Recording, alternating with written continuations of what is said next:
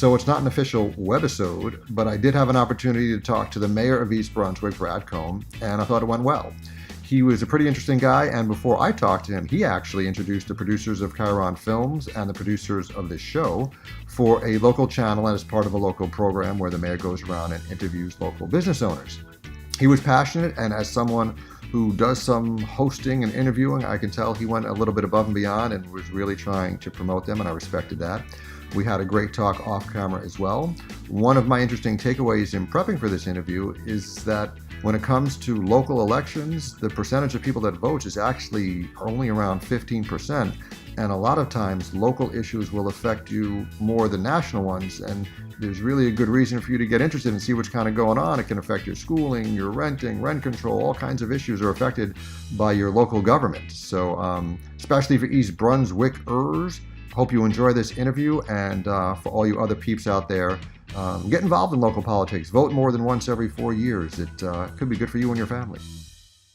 Hi, this is Jeff Schubert, the host of Destination EB, and I am here today for a very special segment with the Mayor of East Brunswick, Mayor Brad Cohen. Thank you so much for meeting me at the Park Chateau for this. This is a horrible place to meet. But horrible place to meet. Right, thank you. Thank you. So, in addition to being the mayor, you're also a doctor, so I'm curious, and you were a doctor first, so what is it about East Brunswick that inspired you to want to run for mayor, and do you have the background that makes you feel comfortable to do the job? Yeah, I think that whether you're a physician, whether you're a teacher, whether you're a own your own company, you're a problem solver.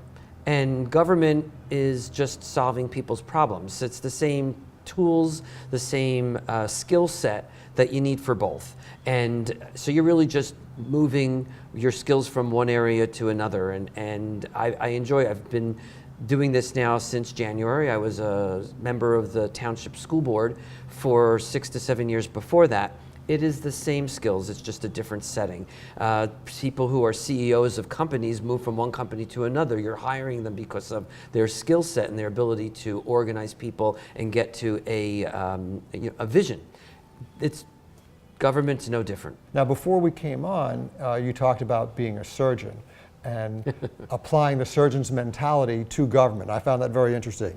Can you share that? Yeah, I'm a gynecologist, but right now I do mostly GYN and GYN surgery. And so that mentality of wanting immediate results, if someone has a tumor, I want to take it out. If somebody's bleeding, I want to stop it. I don't want to think about it. You just do.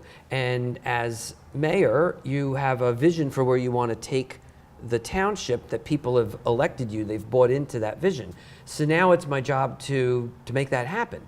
And government works at a pace that for me is often slow. And I think for many residents, they feel the same way, that yes. They don't understand why this is taking so long. Why do you have to have 16 meetings? Why do you have to have, and there's a reason for it in many instances. You don't want people to have bad ideas that are so easily enacted. So you do want controls.